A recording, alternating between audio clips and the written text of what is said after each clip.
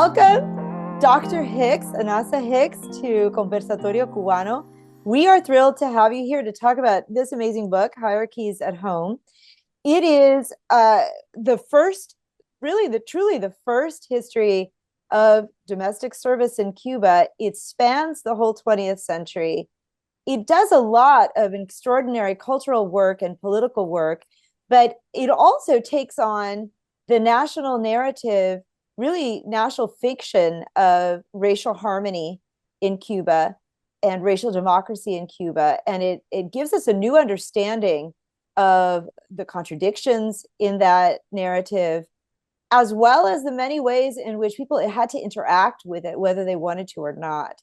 And so I wonder if you could tell us how people of African descent in Cuba experienced this myth of racial harmony. And then in particular, how domestic servants and Black domestic servants, especially, endured it, survived it, reacted, or contested it. Thank you. First, thank you for having me. I'm so happy to be here. I would say that for Cubans of African descent in general, I think what they hoped racial harmony would mean in the 20th century included things other than just a kind of theoretical commitment to anti-racism, more than just lip service, but a racial harmony that included economic dignity, the ability to find legitimate work, and the availability of a pathway out of poverty. I think for many Afro-Cubans, that was what they hoped racial harmony would include. I think racial harmony was a myth, and many Afro-Cubans realized that that wasn't going to be the case, that racial harmony as it was not going to necessarily include the things that they felt were necessary to encompass racial harmony or anti-racism. And I think that domestic workers, in particular Black domestic workers, make that really clear, because domestic work was such poorly compensated work. And I think domestic workers also elucidate what I said about Afro-Cubans hoping for something more than just a theoretical commitment, because especially in chapters 2 and in chapters 4, you can see domestic workers going to the state, hoping to be compensated either for their labor, being compensated fairly for their labor, or hoping to be compensated for the sacrifices their families had made for Cuban independence and Cuban nationalism. So I think domestic workers, despite being not talked about for a lot of Cuban history, really do evoke both the hope of the myth of racial harmony and the kind of the puncturing of that myth.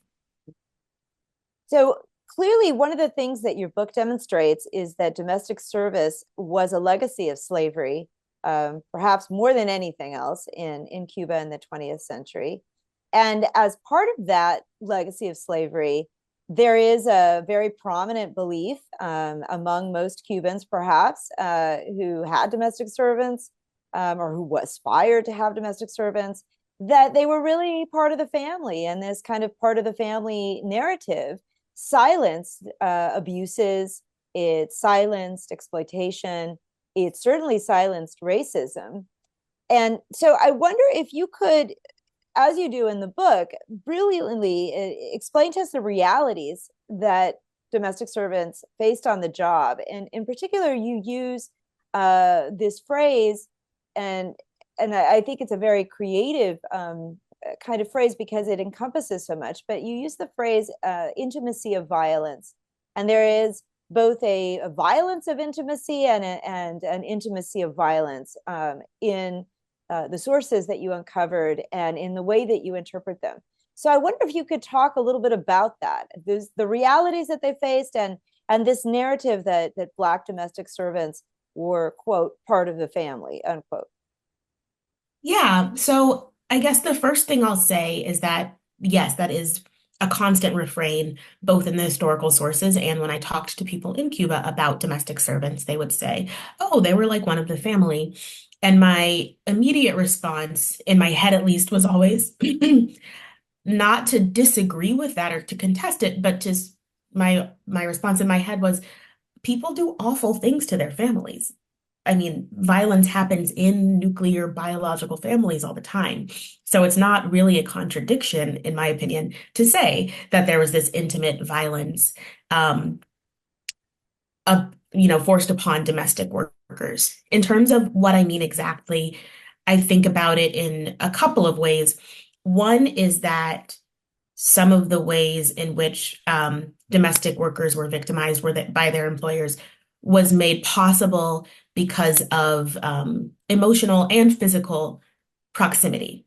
So physical is the most straightforward one. A lot of domestic servants lived with the people who employed them, which of course made them really vulnerable to physical and sexual violence because, they were literally living in the homes of their employers with no power at all, really, to control their living space. So, of course, they were more vulnerable to violence than people who lived outside of the home of their employers. And I think the emotional violence that's possible ties into the other aspect of what I mean, which is economic violence. So domestic workers were doing really intimate work, right? A lot of domestic workers cared for children, for example, whom I think in the historical documents and also in the interviews I did with former domestic workers, almost to a person, deeply loved the children that they cared for, even though those children weren't biologically their own. They were they were servants. They were taking care of them because it was their job. They loved these children and they loved the families that they worked for, even if they were cooking or cleaning or something else. I think that genuine love made them vulnerable to abuse in a lot of cases because it's hard to stand up to people that you love if you're being treated badly, or even to acknowledge that you're being treated badly. Because you love those people. So in the interviews I did that are mostly in the last chapter of the book, several of the women I interviewed admitted that when they worked as domestic servants, especially when they were young, they weren't paid. They were compensated with room and board and sometimes education, but they weren't paid money, which none of them framed that as economic violence or wage theft the way that I do. Um, but it is a kind of violence, right? To not pay someone for the work that they're doing. And I think that they felt okay about it, or at least told me they felt okay about it because they loved the people that they were working for. They loved the children they were caring for, and they felt indebted to the people who employed them. Even though, of course, it should have been the other way around. I mean, the people who employed them were literally indebted to them. They should have been paying them. Yeah, that's an excellent point. You also have a couple of surprising findings in there. I mean, I did not know, even though I considered myself knowledgeable of the 1930s and 40s, I did not know that there was a movement for unionization among domestic servants. And I want to highlight that. I think that it's a surprising reality that escaped us and has been silenced, and despite the great intensity of interest in the history of labor movements in Cuba, obviously in part because of communist rule and because of the way in which the sugar sector shaped so much of political history over the course of the 20th century. I also want to bring up another surprising thing that you found, which is that for those of us who know a great deal about Cuba, we know the name Lidia Cabrera, and she is often associated as a white upper class woman with having these extraordinarily progressive views in politics. She was an anthropologist. She became herself, a babalao, a santera, but of the highest order. And there's great deal of interest in her. And yet you find that she was a prominent spokesperson for so much of the fiction of racial harmony in Cuba. And in particular, she even went as far in exile as to celebrate the notion that Cuban slavery was just not that bad. um, so I don't know if you have a reaction to either of those comments from me, but I think that they are really terrific aspects of the book. And that really they deserve applause. Thank you. Yeah, the kind of flowering of activism in the 30s and 40s surprised me too. When I was writing my dissertation, I learned before I learned about that, I learned about the the 1961 training schools for domestics. And I kind of thought that would be like the narrative climax of my dissertation, the sort of high point of radical activism regarding domestic service. But as I argue in the book, I really think the high point of activism for domestic servants was authored by domestic servants themselves in the 30s and 40s when they were trying to unionize. I think it's far more radical to say, this is the work that we do and we're proud of it and we deserve to be compensated and protected than to try to eliminate the work altogether, which is what the revolutionary government did. And then I was also surprised by what I found about Lydia Cabrera, all of which is at the Cuban Heritage Collection in her papers. But I think I opened the book with a story about Cabrera, as she tells it, committing whiteicide against one of her servants when she's a little girl, which I think is a really good example of what we were talking about before of intimate violence or the violence of intimacy. Not that throwing flour all over a person is maybe literally violent. I don't think her servant was ever scared for her life because Cabrera did that as a child. But it was a very mean thing to do. And she would not have done it to someone she saw as equal. And I think, yeah, just the story she tells and her personal history, I think is such a good example of that kind of intimate violence because I think it's clear. She talks about, in other sources outside of my book, she talks about her nurse Tula, whom she loves so much, who is so foundational to her interest in Afro-Cuban religion and folklore. I certainly wouldn't deny that she loved Tula genuinely and deeply, but she's still capable of being cruel to her other servants, maybe to Tula at some point. We don't know because she doesn't talk about that. But there's real love there coming from Cabrera, but there's also this capacity for meanness. And contempt, racial contempt. Yeah. Well, I want to ask you about the fact that since 1962, Fidel Castro had claimed that the combination of socialism and Communist Party rule ensured an end to racial discrimination in Cuba. And many scholars, including yourself, have shown that that claim actually inhibited the ability of Cubans of African descent to contest real evidence of racial discrimination and racism, anti-Black racism in their lives. It also inhibited their ability to express pride in Blackness, African heritage, beyond that which the state might have approved or sponsored. So I wonder if you could comment, as somebody who has spent a lot of time in Cuba and done a lot of research yourself in Cuba on issues that are directly related to this. Your book does span the early period of the revolution.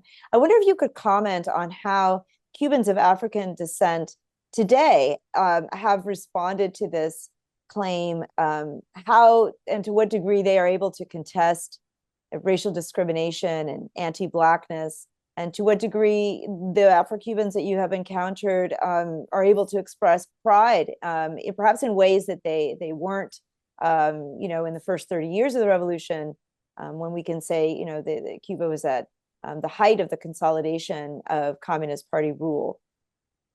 Right. I think that the current crisis in Cuba has actually opened up a lot of space for all Cubans to be more critical of the government, of the economic situation, but is maybe not especially, but including Black Cubans to be more open about racial discrimination and, as you said, express more racial pride. And I really think that's been becoming true since the crisis of the 1990s. Um, and of course, there's been a kind of back and forth. There have been periods since the 90s when the government has cracked down on those attempted expressions. The example that comes to mind is the editorial director of Casa de las Americas, who in I think it was 2012 published an op-ed in the New York Times about racism in Cuba and then was summarily fired from his position as editorial director of that publishing house. But I studied abroad in Cuba as an undergraduate in 2010, and I remember then meeting young Black Cubans who were really, at the time, they were really into reggae and Jamaican music and associating themselves with the Anglophone Caribbean, which was surprising to me at the time. That was the first time I had been in Cuba, and I found it kind of amusing. But now I realize that was kind of indicative of this increased openness on the part of Black Cubans to associate themselves with Blackness. Not, I think from their perspective, not in direct opposition to being Cuban, but in addition to being Cuban, they were Black and they grew dreadlocks and listened to reggae, which I think in the 1970s or 1980s was highly policed and criminalized. Yeah, absolutely. Well, I want to thank you for taking the time to have this conversation with me, and I hope that we can invite you back to talk about your new work. I want you to mention a little bit about what it is before we go. Again, it's going to be an extremely original contribution. So tell us a little bit about what you're working on now. Sure. So my new project has to do with the liberation wars in Africa, from the 70s to the 90s that the Cuban military intervened in. So the biggest military engagement was that of Angola between around 1975 and 1991. So I'm writing that history from the perspective, I hope, of the veterans, the men and women who fought in that war, and I suppose kind of trying to trace a an alternative political history of that foreign intervention on the part of Cuba. Well, we really look forward to it. Thank you so much, Dr. Anasa Hicks, for everything Thank and you. for this wonderful book. Thank you for having me. Thank you.